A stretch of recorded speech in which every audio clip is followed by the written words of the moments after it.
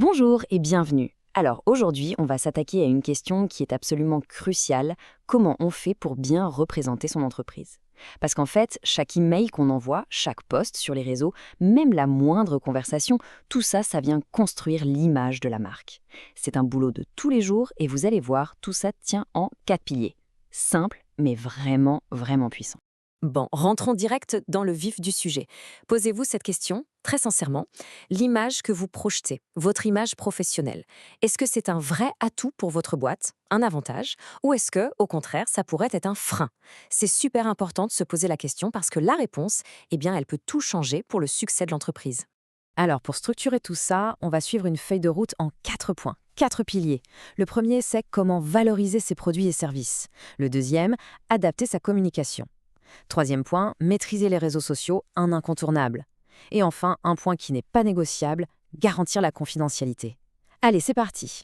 On attaque avec le premier pilier, la base de tout en fait, valoriser ses produits et services. Et là, attention, l'idée c'est pas juste de réciter une fiche technique, non, pas du tout. Il faut aller plus loin que la simple description, il faut vraiment démontrer la valeur. C'est la différence, vous savez, entre un catalogue qui énumère des caractéristiques et une vraie solution qui vient résoudre un problème pour quelqu'un. C'est exactement ça la règle d'or. Chaque présentation, chaque échange doit activement mettre en valeur ce que vous proposez. Concrètement, qu'est-ce que ça veut dire? Ça veut dire qu'il faut switcher son état d'esprit.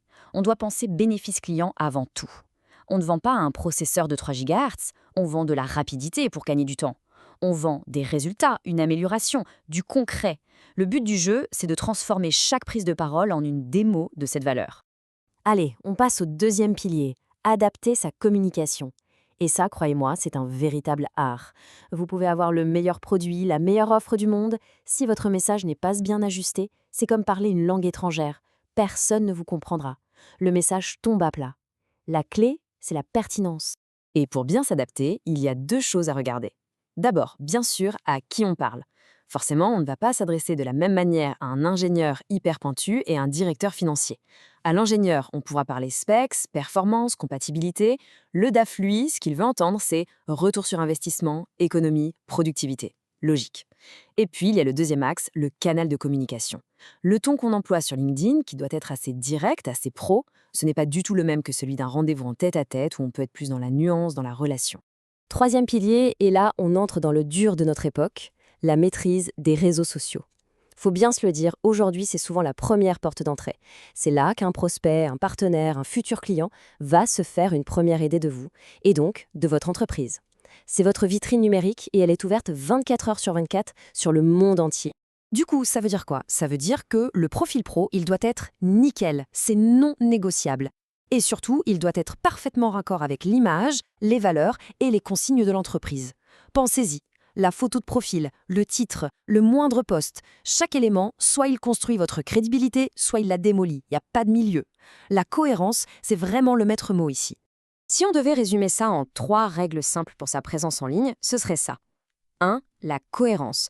Toujours être aligné avec la stratégie de la boîte. 2. L'adaptation. On en a parlé juste avant. C'est communiquer de manière ciblée. Et 3. Ça peut paraître bateau, mais c'est hyper important. Respecter les règles du jeu interne de l'entreprise. Et maîtriser les réseaux, ça ne veut pas juste dire en poster de temps en temps. Ça va plus loin. C'est ce qu'on appelle le social selling.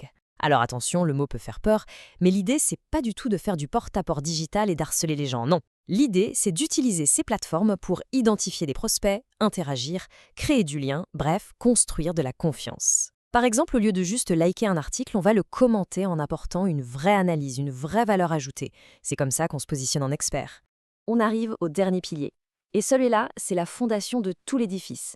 S'il n'est pas là, tout le reste s'écroule. Je parle bien sûr de la confidentialité. C'est vraiment le socle de la confiance, la base de toute relation pro qui se respecte. Là-dessus, le mot d'ordre est simple, rigueur absolue.